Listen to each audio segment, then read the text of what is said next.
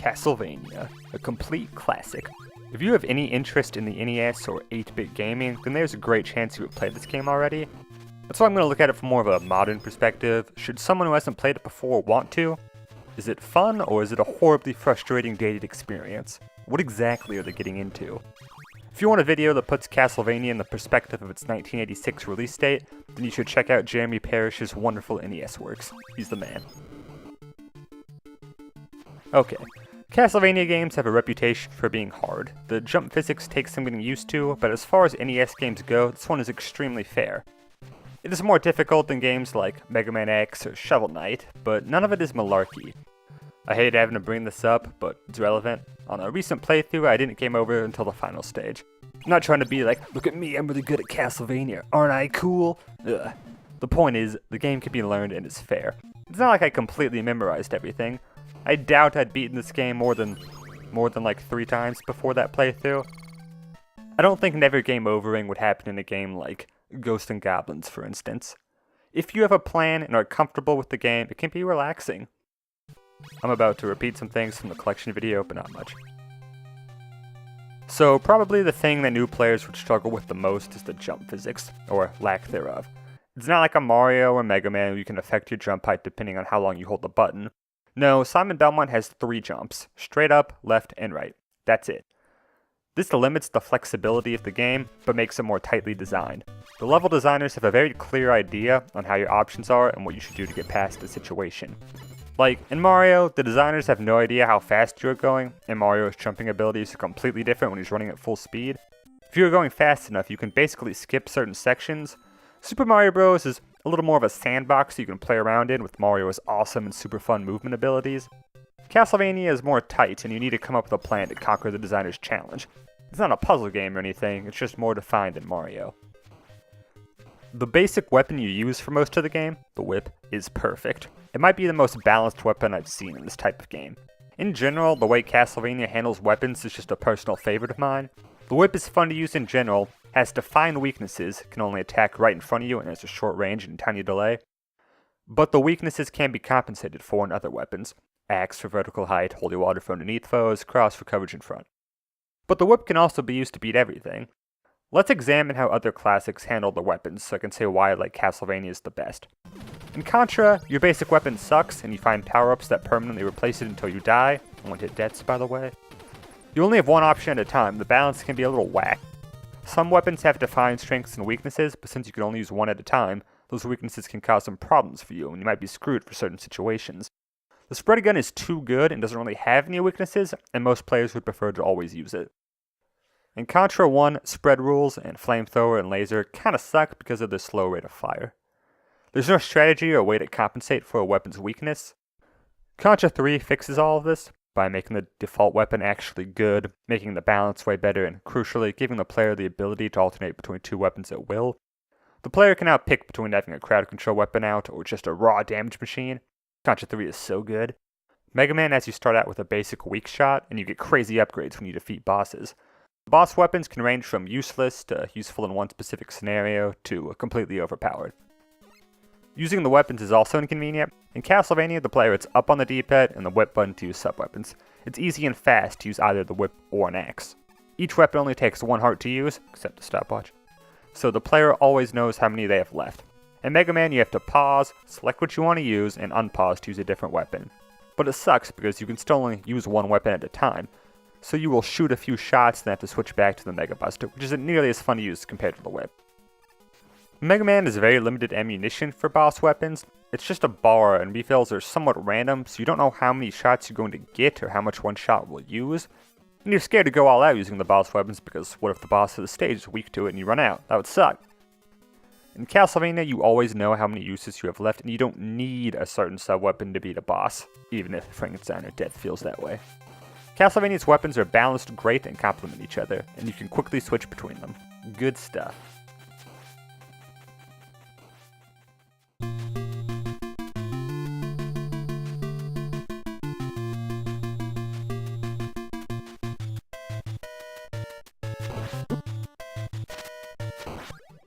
You know what one of my favorite things about Castlevania is? It's not the tightly designed gameplay, or slamming foes with the whip, or the incredible soundtracks, or the colorful visuals that convey a memorable atmosphere. It's the live system. I know that's something you don't want to advertise on the back of the box. Great, it continues. Lives and continue systems are one of the most underrated things to me. They can make or break a game. Compare original Devil May Cry 3 to Special Edition. Castlevania is great. You start out with 4 tries to beat a level. Levels have multiple checkpoints in them, and if you lose all your lives, you have to start the stage from the beginning. It's a perfect balance of giving you a reason to play well, but not harshly punishing you for failure. It rewards tenacity. I'm about to go on a stage-by-stage breakdown of the game. You know how the whip and sub-weapons work, but there's one more element of the sub-weapons to explain. You can get a double or triple shot, which allows 2 or 3 of the weapon to be on screen at once, and drastically increases your rate of fire. You can find them in some candles, or get them by killing many foes with the same item. They're kinda overpowered, and the one flaw in the game's general design, a double or triple holy water wrecks pretty much every boss. Alright, now on to Dracula's Castle.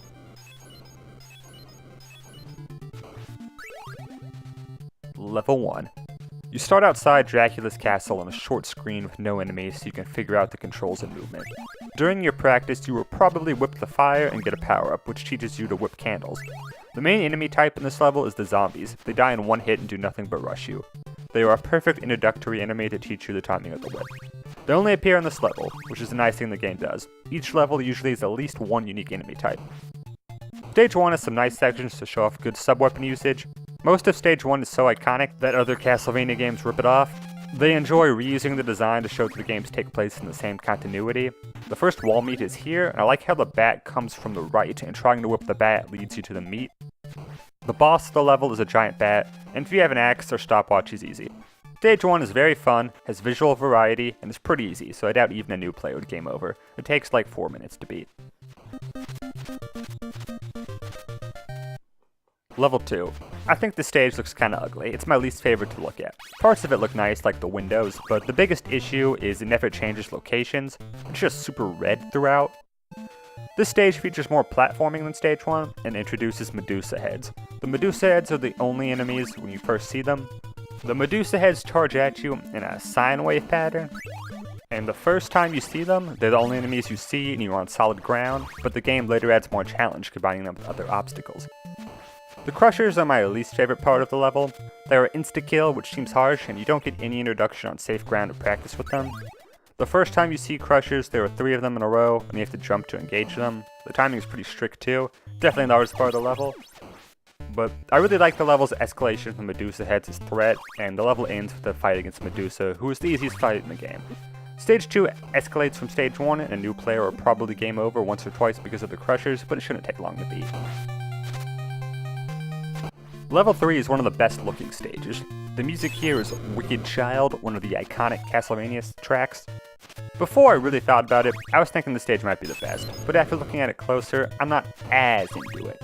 It's designed well and has a good difficulty curve. You can guarantee new players would for sure game over a few times on it.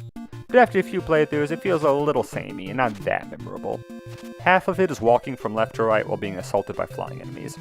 Sub-weapons are extremely useful on the stage. This will be one of the toughest to whip only. Holy Water, Stopwatch, and Cross, if you can get it, are all very helpful for the flying enemies. There's some cool stuff here. You can see the area you fight Dracula in at the end of the game in the background, which really puts in perspective how tough Simon's journey was. There's also some nice architectural consistency here.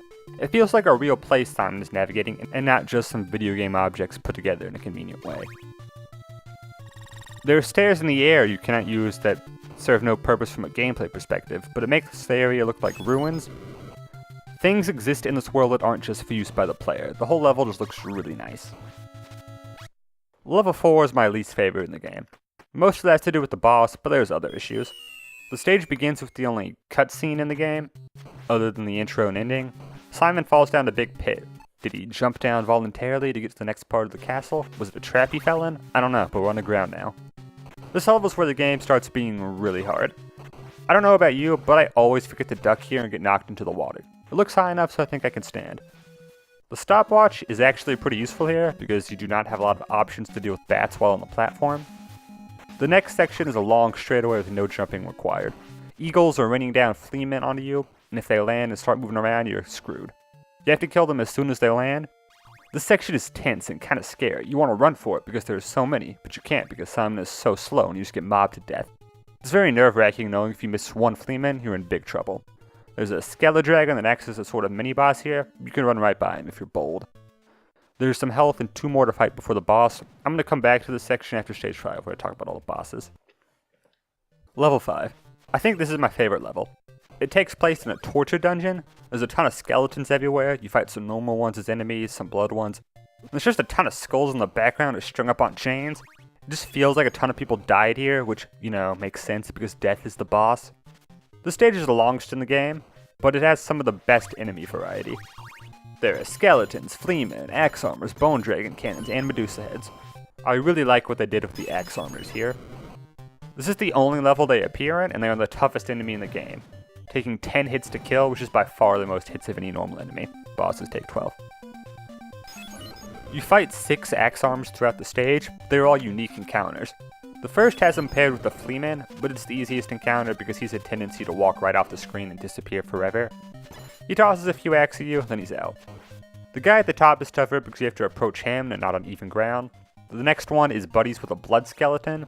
The skeleton is different than the Fleaman because he will get up. You can't take him out and focus on the axeman. You have to juggle the skeleton's movements with the axes being thrown. There's also some stairs letting you take the high ground if you wish and potentially leap over them and escape. After these guys, there's a lone axe guy on top preparing you for the final stretch of the level. The last quarter of this level is kinda infamous. It's the toughest part of the game. It starts with some stair shenanigans.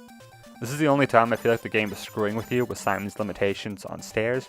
It feels kinda unfair. It can be really annoying to make it up without getting hit. However, it is okay they do this because there's meat right after to make sure you are okay for the stretch run. You probably know about this part already, because it was highlighted in the Sequelitis video, which, by the way, I'm trying my hardest not to rip off all of Egoraptor's points. It's really hard, it was like the best videos ever. Anyway, there's 2 axemen to fight and a constant stream of Medusa heads to get in your way. At this point in the game, 4 hits will kill you. Your reward for getting past this section is a fight with Death, who is widely considered the toughest boss in the game. You have to get past the 2 axe armors and Medusa heads, and kill Death, and all that takes is a combined 32 hits to kill without getting hit 4 times. It is hard. My point is, axe armors are cool enemies whose encounters are varied and are frequently paired with other enemies. Beating Death and completing this section is one of the most satisfying video game moments ever, and I urge people to check out this game just so they can experience that feeling themselves. Now let's talk about all the bosses in the game. Before we talk about the bosses, Holy Water is something to say. It is the best. It is OP. A triple shot of Holy Water can effortlessly destroy almost every boss in like 10 seconds. I don't think it completely breaks the game because it takes a lot of effort to get a triple Holy Water, and to make it to the boss with it, you kinda earn the right to destroy them. Boss time. The giant bad is super easy with the axe they give you right before the fight, but strange enough, is the only boss that can't be easily destroyed with Holy Water. The water and whip are bad weapons against him, but any of the other sub-weapons destroy him. He's the first boss, no problem. Medusa is actually the easiest boss. Water wins, but the whip also wrecks. The mummies are a lot more challenging. 2 foes are difficult to deal with, but the game is nice and gets you meat in the room. You can also choose not to accept the meat and use the platform for tactical purposes. You'll definitely die a few times to the mummies unless you have a cross, which is the best weapon for them. Stage 5, Death. We covered this, but a major reason Death is so hard is it's very tough to reach him with full health. But if you do reach him with 4 hits to take, he is still super hard. Turns out, Death is good at killing. He overwhelms you with sickles, and Simon is just too slow and there isn't enough room to get away from them. The randomness of where they appear also sucks. You need to focus on hitting the sickles before they hit you, but they reappear so fast it's difficult to do any damage to Death. It's just overwhelming. The raised platform does not help things either. The game is merciful though. It will always give you a cross, and the murder hallway is a decent chance to drop a double or triple shot. That's really all you can do. Heave all the crosses you can and hope they either hit some sickles or hit Death. If you cannot beat Death with crosses, there is another way. They give you a Holy Water at the very start of this level, and if you can bring it all the way to Death without dying once, then you can beat him with that. It's a nice way to not be super frustrated when you have to use a continue. Obviously you want to beat him, but when you continue, you aren't like, ugh, I gotta do the whole thing over again. You're like, ooh, now's my chance. The cross and the water are nice things the game does for you. This is kind of the real final battle. I love Death. After the stage, there's a short level than Dracula. If you beat level 5, then you can beat the game.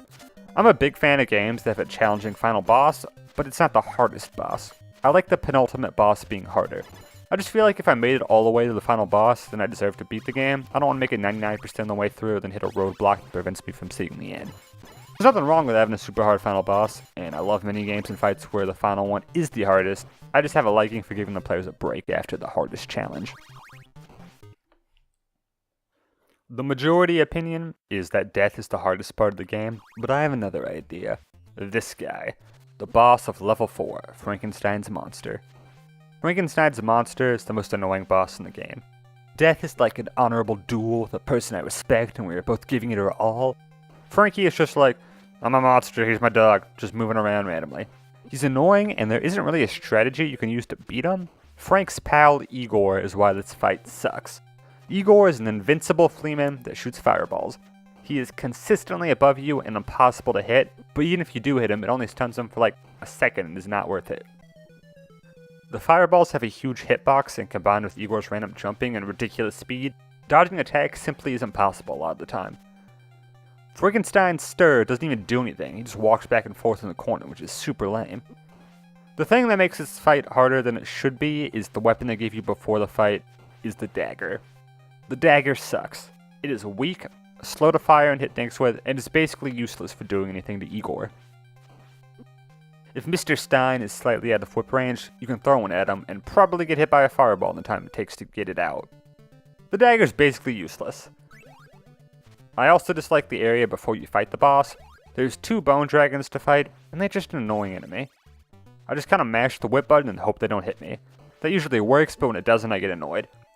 I feel like Death tactically chose his greatest warriors to protect him, and the monster just wandered into an area that these annoying guys happen to live in. Death feels like he can be overcome with great skill. Here it just feels a little random when you win. Igor is the worst, Frankenstein's monster is lame, and I hate everything about this part of the game. At least you can bring a holy water from the beginning in.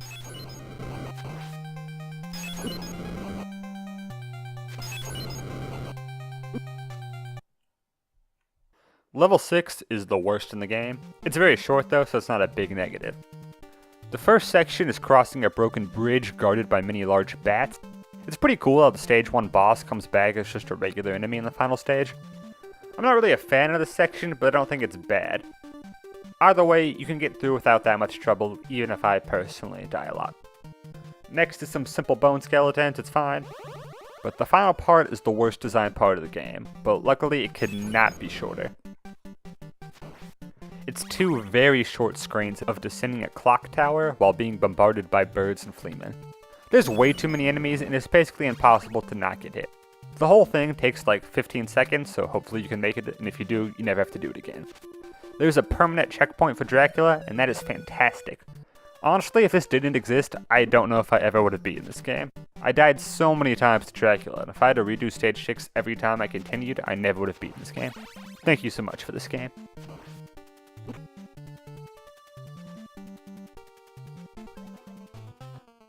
Dracula is a great final boss fight. He's very tough at first, but you get as many shots as you want, because of the whole permanent checkpoint thing.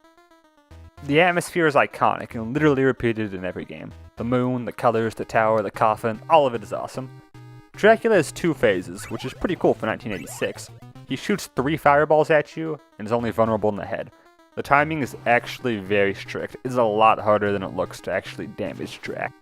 I died so many times during this fight in my first playthrough that the timing is permanently seared into my head now. I must have died over 50 times in total. Once I got good at Form 1 and got wrecked by Form 2, I could not forget how to whip his head and dodge the fireballs if I tried. It's really hard at first, but eventually you'll get the timing down and send his head flying. Form 2 is a monster form. It's easier, but I'm really bad at it. You only have 4 hits to take in total, and it takes a while to get good enough to actually have enough health to beat Form 2. This monster version hops around kinda randomly and has double defense. It takes 2 hits to take 1 life bar. Patience is the key, don't get greedy on the hits or get trapped in the corner. Also use holy water. Dracula is a very challenging final boss and is great because you can just have at him over and over and over and over again with nothing getting in the way. I am actually not a huge NES guy, and I hope you don't think you have to be to enjoy this game. Even now, if someone told me I could never play any NES game ever again, the only ones I'd be upset by are Mario 1 and 3, assuming no All-Stars, this game, and Mega Man 2. Those are the only NES games I'd miss. Batman, Mega Man 3, and Dracula's Curse are all pretty good, but the NES just isn't a big deal to me. But this game is a big deal. I was 15 when I first played it, but I think Mario 1, 2, and 3 were the only NES games I'd played before, and that was the GBA versions and Deluxe. I was not a big fan at first. I remember thinking, ugh, you have no control, this game's too hard, I guess NES games just weren't that good except Mario. But when you play the game and actually beat the levels, it's just so rewarding. Stage 3, 4, 5, and 6 are individual challenges, and you should feel really good every time you clear one of them. Savor the small victories. If you play this game, do not expect to beat it in a couple of days, even though it's really short. Maybe you're a lot better at video games than I was when I was 15, but think of the game as a challenge that you can return to, and every little progress you make throughout is meaningful. Think of it as if Celeste was like 5 hours shorter. I don't know if that comparison works. The question concerning Castlevania isn't is it still good, it's why isn't this the best action game in the series? Because Rondo Blood is. True, Rondo is obviously better, but what struck me is how few weaknesses there are in this game. Stage 6 is bad, but it's so short it barely matters. Frankenstein's monster in Stage 4 is really the only weak part of the game. It has less weaknesses than 2, 3, and Bloodlines, even if those games have great evolutions to this game. You could like those games better for other reasons, but it's amazing just how solid this game is. Other games surpassed it in spectacle with superior graphics and sounds, but the original might be better designed than many of its sequels.